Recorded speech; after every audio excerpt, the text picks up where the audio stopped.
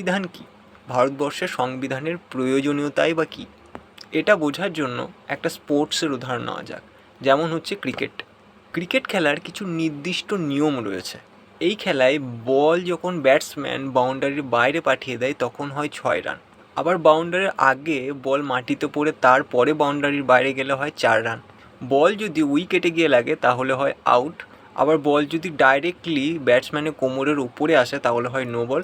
সেক্ষেত্রে আবার ব্যাটসম্যান কিন্তু এক্সট্রা রান পায় এবং ফ্রি হিটও পাওয়া যায়। এইরকমই আরও অনেক নির্দিষ্ট নিয়মের দ্বারা কিন্তু ক্রিকেট পরিচালিত হয়।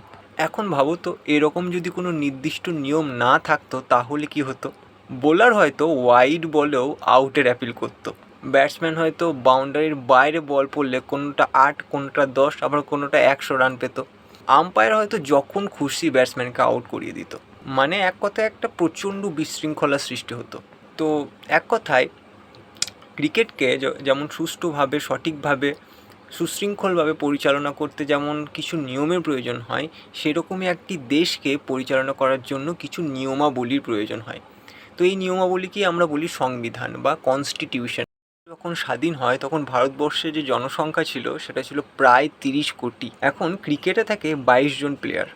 এখন এই 22 জন প্লেয়ারের খেলা পরিচালনায়, সুষ্ঠুভাবে খেলা পরিচালনায় যদি এত নিয়মের প্রয়োজন হয়, সেখানে 30 কোটি মানুষের দেশ পরিচালনায় সংবিধানের কী প্রয়োজনীয়তা তা তো বলাই বাহুল্য।